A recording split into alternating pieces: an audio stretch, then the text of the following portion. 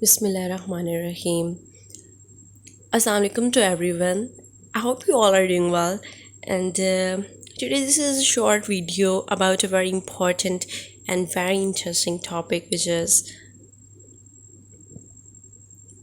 structure of DNA. So, I'm the presenter for today. My name is Mishal Fatima. My instructor is Ma'am Sadaf Javed, and my registration number is 7013. So, let us begin our topic. So, structure of DNA. DNA is a very vast topic. We are not concerned in this video. We are not concerned with the functions of DNA, formation of DNA, implications of the DNA, or evolution caused by the DNA. We are just concerned with the structure of DNA. So, let's begin our topic. DNA. Here is some brief introduction about the DNA. That it stands for deoxyribonucleic acid, and this chemical substance is present in the nucleus of all cells in all living organisms. DNA controls all the chemical changes takes place in the cell. We all know that the DNA is present in the nucleus of in the cells of all the organisms, and this controls all the chemical changes takes places in the cell. But not concerned with just chemical changes. The type of the cell formed, the kind of the cell formed is also controlled by the DNA. If there is a muscle cell, blood cell, nerve cell, this is all controlled by the DNA. But not only concerned with the type of the cell, it also concerned that the type of the organism, that it will be giraffe, herring, neman. This is all controlled by the DNA. If there's a dog or a cat having brown hairs or red, this is all controlled by that DNA. So let's see what is in its structure. Discovery of the model. I would like to tell you earlier that before the discovery of the model, all the molecules, all the atoms are discovered, and the double helical structure also observed in the microscope, but nobody was able to arrange the molecules in such a way to satisfy the double helical structure. So this problem is solved by, in 1953, James Watson and Francis Crick, one was a teacher, one was a student, announced their discovery of double helix tissue-related structure of deoxyribonucleic acid.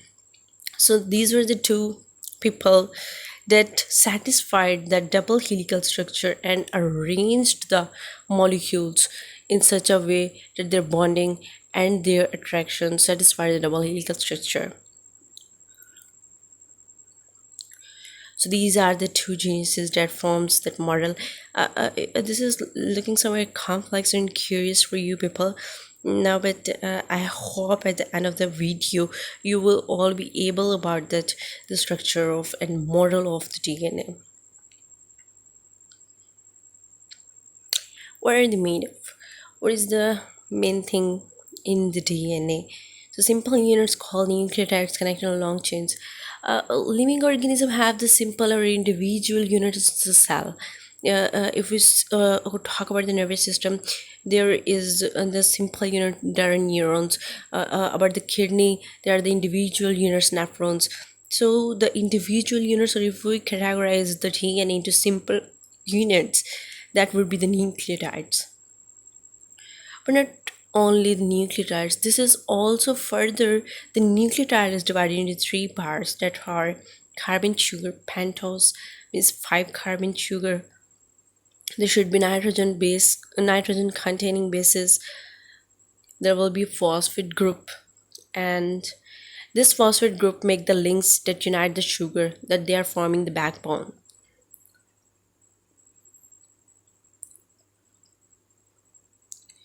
So here's a picture of a nucleotide, and we could see the phosphate attached with the sugar attached with the base, and this is the nucleotide. But if there is no phosphate here, that will call nucleoside.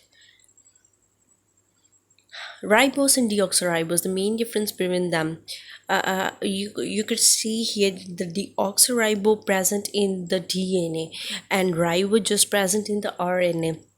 Difference is in the name, is in the structure, that the ribose is the sugar like glucose but only have five carbon atoms in the molecule. We know all we know that. But deoxyribose, D means removal, and oxy is removal of the oxygen. So we can see in this picture that the carbon number 2 there is a lack of one oxygen, as compared to the ribose there is an hydroxyl group at the carbon number 2.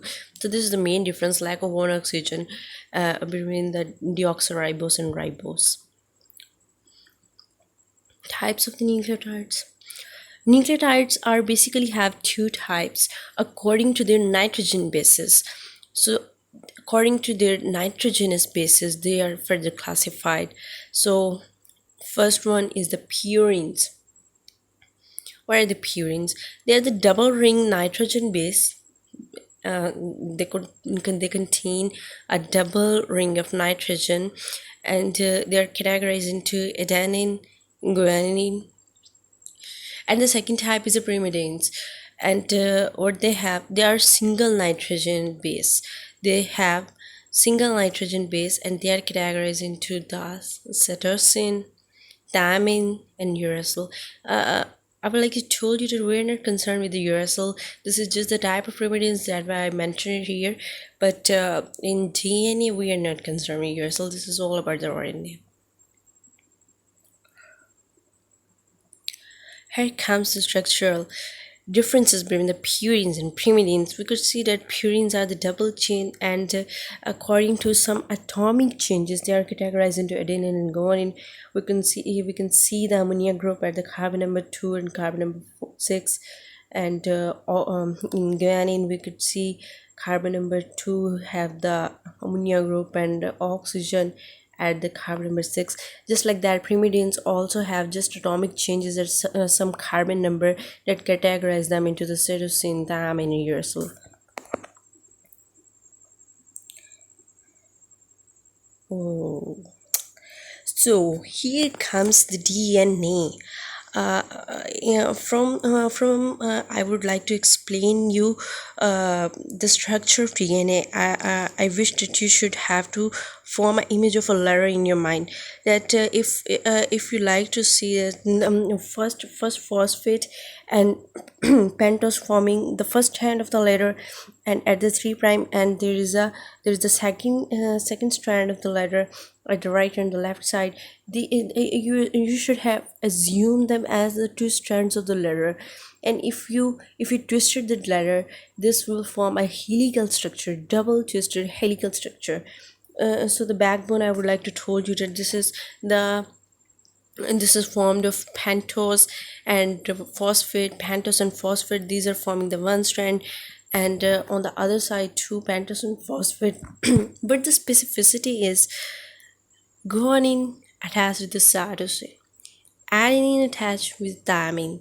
This is the main reason, or this is the main attachment that can satisfy the double helical structure, and this was the model given by Watson and Crick, which can this is the only model that satisfies the double helical structure of the DNA.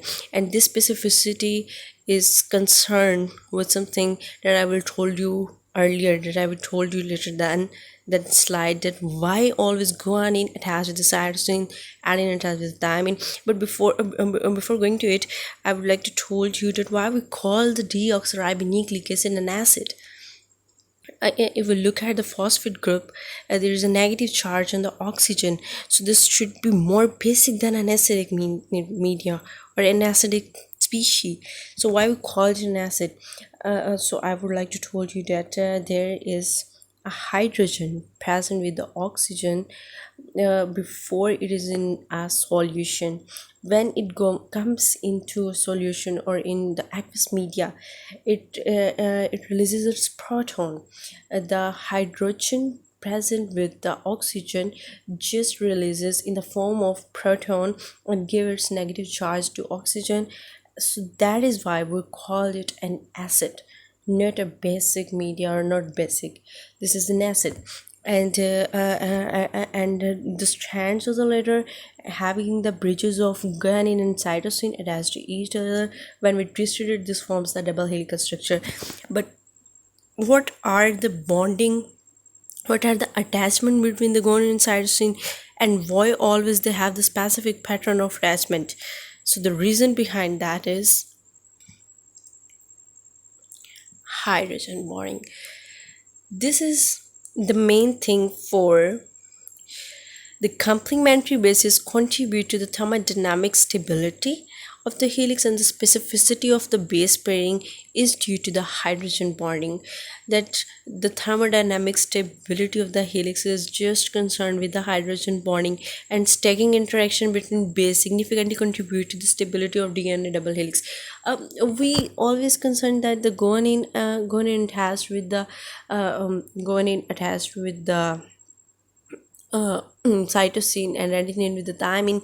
So the reason behind it is that the hydrogen bonding, we could see that the adenine and the thymine have two sides of hydrogen bonding. Nitrogen and hydrogen, oxygen and hydrogen attach with each other to form the hydrogen bonds.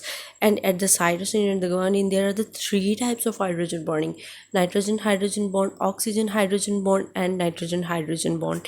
So if we attach thymine to the guanine, so there should be one side will be unsatisfied, as the guanine have the three sides of hydrogen bonding, but the thymine have two, so that couldn't be altered. So this is the reason why always adenine and thymine will be attached to each other.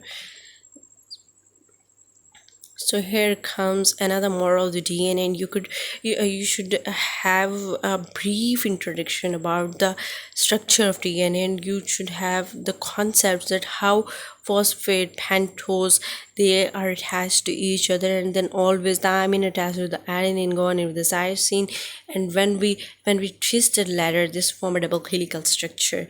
So this was all for that presentation, for today's presentation. Or if there is some query in your mind or any question, you could ask in the comment section. And now, thank you so much for me.